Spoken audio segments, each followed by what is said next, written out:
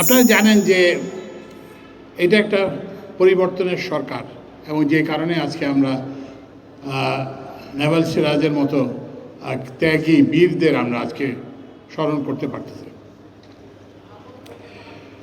তো এই যে সবাই বলে যে এই সরকার কি করলো, এতদিন তো হয়ে গেল, কিছুই তো হলো না। এই যে অপকর্মগুলো, সাংস্কৃতিক অপকর্ম, রাজনৈতিক অপকর্ম, অর্থনৈতিক অপকর্ম, এগুলো শুধরাতেই তো আমাদের সময় লেগেছে বেশি। এই যে সড়কটা আমরা আজকে তার নামে নিবেদন করব, এই সড়কটা একটা 4 লেন এবং পাশে দুটা সার্ভিস লেন আছে। কিন্তু এই সড়কে কটা গাড়ি চলাচল করে?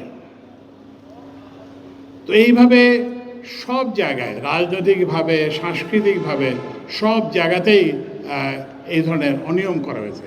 তো ওই জন্য আমি এই জন্য এসেছি এখানে, যে ওই সড়কটা যাতে ব্যবহৃত হয় এবং জনগণ যাতে সরকারের এই যে বিনিয়োগ, এটা থেকে যাতে উপকৃত হয় সেটা। এভাবে অসংখ্য সড়ক নির্মিত হয়েছে বিভিন্ন জায়গায়, যেগুলোর কোনো ব্যবহার নাই। সাবেক রাষ্ট্রপতি তার নিজের এলাকায় 10,000 কোটি টাকা দিয়ে সড়ক নির্মাণ করেছেন, ওখানে কয়টা টেম্পু ছাড়া কিছুই চলে না। তো এই জন্য এই ধরনের যে অপচয় এবং অপব্যয় এবং এই যে অনাচার যে হয়েছে, এগুলোকে আমরা বন্ধ করতে হবে। সবশেষে আমি যে কথাটা বলতে চাই, নেভাল সিরাজ কেন তাকে আততায়ীরা খুন করে? কারণ তার ভিন্ন মতের জন্য। তো আমরা এই ভিন্ন মতকেই প্রতিষ্ঠা করতে চাই। এখানে এই বাংলাদেশ হচ্ছে বহু মতের দেশ, বহু ধর্মের দেশ। মানুষ বিভিন্ন ধর্ম আচরণ করবে, মানুষ বহু মত ধারণ করবে, কিন্তু এই মতামতের জন্য কাউকে যাতে আর কোনোদিন পারসিকিউটেড হতে না হয়, কাউকে যাতে হত্যাকাণ্ডের শিকার করতে না হয়। এবং এইটার সবচেয়ে বড় সুযোগ আমার সহকর্মী মুক্তিযুদ্ধ উপদেষ্টা বলেছেন, এটা আপনাদের সামনে এসছে। তা আপনারা একটা সুন্দর নির্বাচন করুন, একটি অংশগ্রহণমূলক নির্বাচন করুন। যার যে মত হোক, যার যে দল হোক, যারাই বিজয়ী হন, আমরা তাদের পেছনে দাঁড়াবো। কিন্তু কাউকে আপনারা সেই সুযোগ দেবেন না যে যারা এই প্রক্রিয়াটাকে বাধাগ্রস্ত করতে পারে, এই প্রক্রিয়াটাকে বিকৃত করতে পারে, আগের মতো ভোট কেন্দ্র দখল করতে পারে, আগের মতো কি বলে যে পোলিং এজেন্টদেরকে বের করে দিতে পারে, আগের মতো এইসব ব্যবস্থা করতে পারে। তো এই ধরনের একটা সুন্দর নির্বাচন করলেই আমরা নেভাল সিরাজের স্মৃতির প্রতি সবচেয়ে বড় শ্রদ্ধা নিবেদন হবে এটা। এবং আমি যে কথাটা বলা হয়েছে যে অন্য শহীদদের, এই অত্র এলাকার অন্য শহীদদের, আমার মনে হয় পুরিন্দায় যেখানে নেভাল সিরাজকে হত্যা করা হয়, সেখানেই আপনার একটা, যদি সম্ভব হয়, একটা স্মৃতিস্তম্ভ স্থাপন করেন, যেখানে এই নরসিংদী এলাকার শহীদদের সবার নাম লেখা থাকবে। আজকের অনুষ্ঠানে আমি আসতে পেরে নিজেকে খুব গৌরবান্বিত মনে করি। কারণ এই যে আমাদের যে এখানে দুজন বিশিষ্ট মুক্তিযোদ্ধা মঞ্চে উপবিষ্ট আছেন, আমাদের মাননীয় উপদেষ্টা জনাব ফারুকী আজম বীর প্রতীক এবং সিরাজউদ্দিন মিয়া, তো তাদের কাছ থেকে আমরা অনেক কিছু জেনেছি মুক্তিযুদ্ধ সম্পর্কে। আগে যে একটা গল্প ছড়ানো হয়েছে, তার এই গল্পের বিপরীতে এটা একটা উল্লেখযোগ্য জিনিস। এটা এগুলো অনেকগুলোই আমার জানা ছিল না। আমি ভাবতেও পারি নাই যে স্বাধীন বাংলাদেশে একজন মুক্তিযোদ্ধার সন্তানরা এতিমখানায় পড়ে।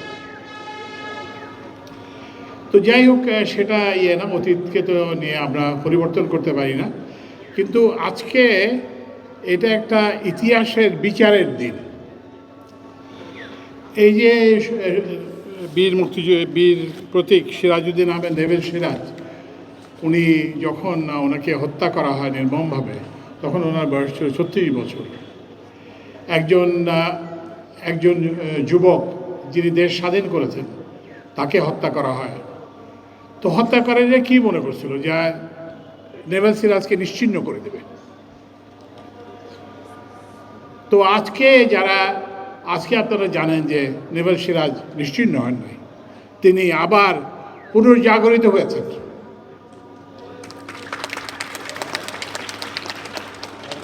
এটাই হচ্ছে ইতিহাসের বিচার। আপনি ইতিহাসকে বিকৃত করতে পারেন, কিন্তু ইতিহাস একদিন তার সত্য সামনে নিয়ে আসবেই।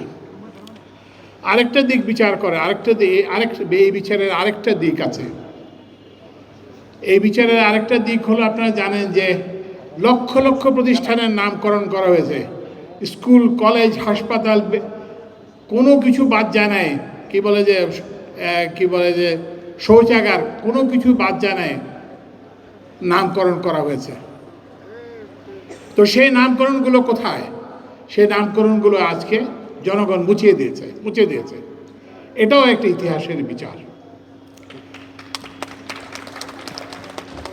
আর সে জায়গায় আজকে আমরা এই যে সড়কের নাম করতেছি, শহীদ বীর প্রতীক সিরাজউদ্দিন আহমেদ নেভাল সিরাজের নামে।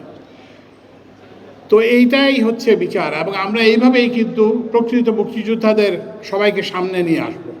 তো এই জন্যই আমার সহকর্মী সিরাজউদ্দিন মিয়া যখন আমাকে বললেন যে এরকম স্যার এরকম একটা রাস্তা আছে, তো উনি এইভাবে শহীদ হয়েছেন, এটা তো এইটাকে আমি সাথেই বলছি যে না, অবশ্যই আমি এটা তার নামেই নামকরণ করা হবে, এবং আমি নিজে সে অনুষ্ঠানে যোগ দিয়ে নিজেকে গৌরবান্বিত বোধ করব।